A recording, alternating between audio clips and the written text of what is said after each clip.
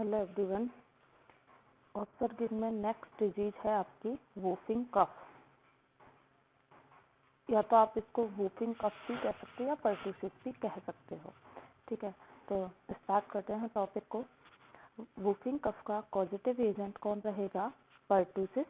Pertussis के कारण whooping कफ या पर्टूसिस भी एक डिजीज, खुद डिजीज का नाम है, ये भी आप बोल सकते हो।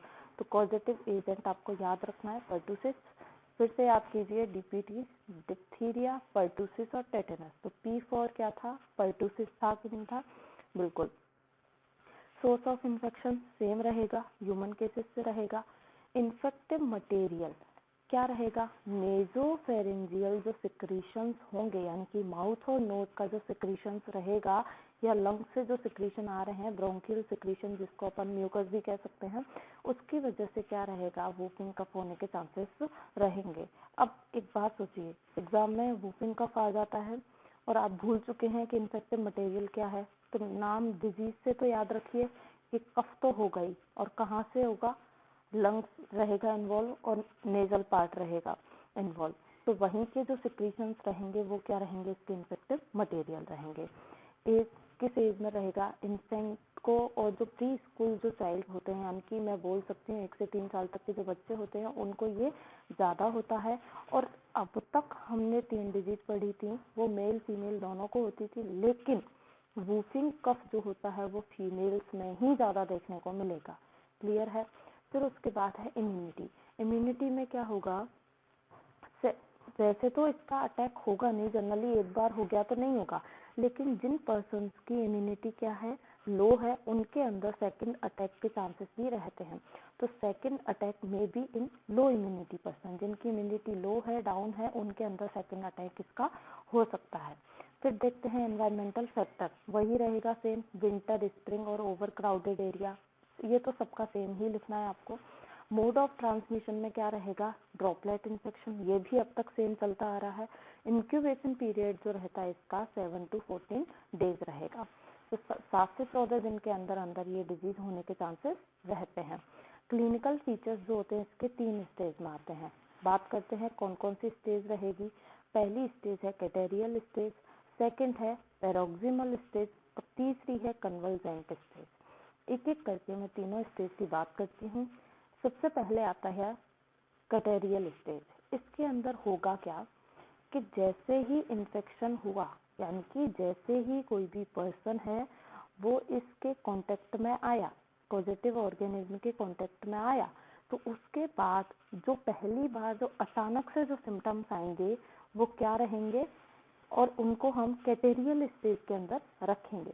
जैसे कि इंसीडियस ऑनसेट ऑफ फीवर, अचानक से एकदम अचानक से बुखार आ जाना, कोल्ड हो जाएगा।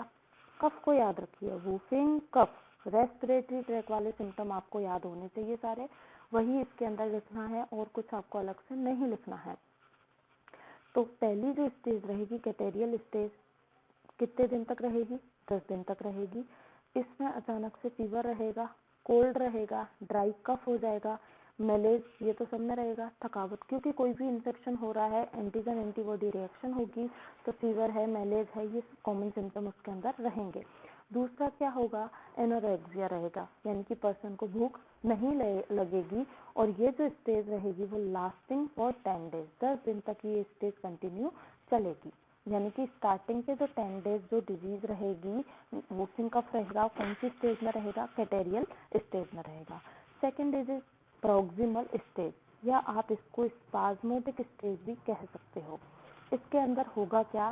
Dry irritant cough progress result in episodic proximal cough और violent cough occurs in bouts after bouts without gap.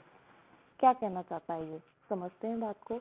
इसमें होगा क्या कि पहले तो क्या रहेगी पर्सन को? ड्राई कफ रहेगी, ठीक है, और एपिसोडिक होगी। एपिसोडिक बोले तो कि अभी पर्सन को खांसी आ रही है, थोड़ी देर के लिए ठीक होगा, फिर वापस से आएगी, यानी कि जैसे एपिसोड फॉर्म में रुक रुक के आना।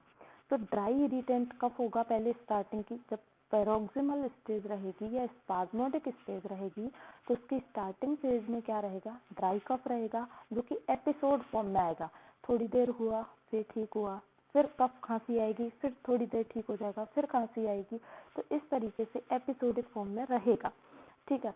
फिर उसके बाद वॉयलेट कर लेना इसको, पर्पल वाला जो वॉयलेट होता है, वॉयलेट कफ पहले, फिर उसके बाद क्या होगा, पहले तो कफ ड्राई था, फिर क्या होगा, उसके अंदर म्यूकस आना शुरू होगा, बाउट्स ऑफ कफ आना शुरू हो जाएगा।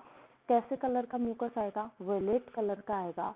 Violet cough occurs in bouts, यानी कि बार बार बाउट्स फॉर्म में बार बार खांसी आएगी, फिर उस बाउट्स फॉर्म में कफ बाहर निकलेगा, फिर उसको स्प्लिट करेगा, फिर वापस से बाउट्स आएंगे। इस तरीके से बिना गैप के बार बार जो है उसको खांसी आती रहेगी, कफ आता रहेगा, जिसमें वॉयलेट कलर का म्यूकस या कफ बार बार क्या निकलेगा, बाहर निकलेगा बाउट्स फॉर्म में। तो पहले जो थी वो एपिसोड फॉर्म में खांसी आती है, फिर क्या है, बिना रुके विदाउट गैप कंटिन्यू खांसते रहेगा, खांसते रहेगा, खांसते रहेगा। इस तरीके की कंडीशन उस पर्सन की हो जाती है। बाउट्स ऑफ कफ, जैसे ही बाउट्स ऑफ कफ एक बार कफ बाहर निकला बाउट्स फॉर्म में, क्या होगा, ग्लोटिस थोड़ी देर रिलैक्स होगा, और क्या होगा, air rushes inside the lungs during inspiration. क्या होगा, जैसे ही रिलैक्स होगा लंग्स में क्या हो जाएगा, इंस्पिरेशन उस टाइम पर वो कर लेगा। Air create a classical inspiratory whoop sound. जैसे ही वो कफ को बाहर निकालेगा, एयर जो है गैस करेगा अंदर लंग्स में, और वो एयर जब गैस करेगा ड्यूरिंग इंस्पिरेशन, उसकी वजह से एक साउंड प्रोड्यूस होगी जिसको हम वूप साउंड कहते हैं। इसलिए इस खांसी का नाम क्या रखा गया, वूपिंग कफ रखा गया। क्यों, क्योंकि जब भी उसे बाउट्स ऑफ कफ बाहर आ रहे हैं, वो उसको बाहर थूक रहा है, निकाल रहा है, उस टाइम पे एयर गैस करेगा, एयर लंग्स में जाएगी, है ना, वहां पे वो क्या रहेगा, एयर जो है एक जोन क्रिएट होगा, जिसकी वजह से क्या होगा, एक साउंड क्रिएट होगी जिसको हम वूप साउंड कहते हैं। पैरोक्सिस्म के वक्त में पेशेंट का फेस कंजेस्टेड रहेगा, आई टीयर्स से भरी रहेगी, माउथ से सलाइवेशन एंड साइनोस रहेगा। अब ये कंडीशन क्यों रहेगी, ये बात मैं आपको बताती हूँ। अब देखिए, इस कंडीशन में हो क्या रहा है, पर्सन को कंटिन्यूस विदाउट गैप खांसी आ रही है कंटिन्यूस, तो फेस एकदम कंजेस्टेड, एकदम थका थका रहेगा, आंखों से बार बार, क्योंकि खांसते खांसते इतना थक जाएगा, इसलिए टीयरिंग शुरू हो जाएगी, आंखों से आंखें भरी रहेंगी। फिर क्या होगा, माउथ से सलाइवेशन बहुत ज्यादा होगा, और साइनोस, क्योंकि खांसते खांसते रेस्पिरेशन प्रॉपर चल नहीं रहा है, जिसकी वजह से लैक ऑफ ऑक्सीजन रहेगा बॉडी के अंदर, और क्या रहेगी, साइनोसिस की कंडीशन भी हो सकती है, ठीक है। तो ये कंडीशन इसके अंदर देखने को मिलेगी। स्पाज्म के एंड में चाइल्ड गाढ़ा स्पुटम वॉमिट करता है। जब खांसते खांसते बहुत ज्यादा बाउट्स आएंगे तो एकदम से क्या हो जाएगी, बच्चे को वॉमिटिंग हो जाती है। Stage is last for 2 to 4 week. पहली स्टेज रही थी 10 दिन तक, और ये 2 से 4 वीक तक रह सकती है, यानी कि 15 दिन या 1 महीने तक ये स्टेज चलेगी, जिसमें जब भी वो कफ बाहर निकल जाएगा, थोड़ा रिलैक्स फील होगा, उस टाइम पर वो रेस्पिरेशन कर पाएगा, और रेस्पिरेशन जब करेगा तो वूपिंग साउंड आएगी। फिर उसके बाद है कन्वल्जेंट स्टेज। इसमें क्या होगा, धीरे धीरे सिम्टम जो हैं वो डिसअपियर होने लगेंगे, और ये भी 2 to 4 वीक्स चलेगी। फिर आता है कॉम्प्लिकेशन।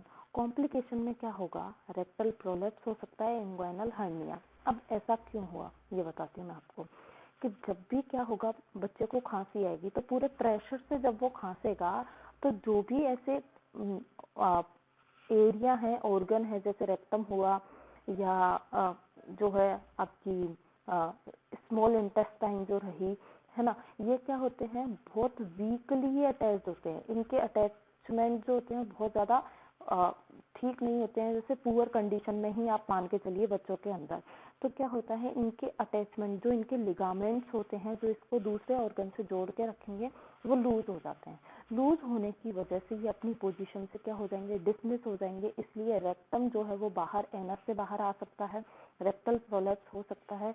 तो जब भी आप सर्जरी पढ़ोगे आगे फाइनल ईयर में जाके, तो वहां आप रेक्टल प्रोलेप्स देखोगे, तो उसका बहुत बड़ा कारण बच्चों के अंदर रहता है वूपिंग कफ, कि कफ की वजह से जो है वो रेक्टम बाहर चला जाता है। आपने देखा भी होगा कि जनरली जो होता है, बच्चों को बहुत ज्यादा खांसी आती है तो वो अपना यूरिन भी पास आउट कर देते हैं, स्टूल पास आउट कर देते हैं, क्योंकि वो प्रेशर को हैंडल नहीं कर पाते हैं। इस वजह से कई बार क्या है, रेक्टम का प्रोलैप्स हो सकता है, और इंग्वाइनल हर्निया हो सकता है। फिर आप इस डिजीज को कंट्रोल कैसे करोगे, सबसे पहले वही मेन बात कि आप इसको अर्ली डायग्नोज कीजिए, पेशेंट को आइसोलेट कीजिए और उसको इरिथ्रोमाइसिन और एम्पिसिलिन ये सारी एंटीबायोटिक का आप यहाँ पे यूज कर सकते हो। ठीक है, फिर उसके बाद रहेगा प्रिवेंशन। प्रिवेंशन में क्या दोगे आप? वही डीपीटी का आपको वैक्सीनेशन देना है और इसका बूस्टर डोज का यूज करना है। पहले उसको नॉर्मल इम्यूनाइजेशन कीजिए, फिर उसका बूस्टर डोज दीजिए। तो इस तरीके से आप डिप्थीरिया को प्रिवेंट कर सकते हो, कंट्रोल कर सकते हो। सॉरी, वूपिंग कफ, इसको प्रिवेंट कर सकते हो, कंट्रोल कर सकते हो। तो डीपीटी में पर्टुसिस के लिए इसके लिए क्या हो जाएगा? इम्यूनाइजेशन हो जाएगा।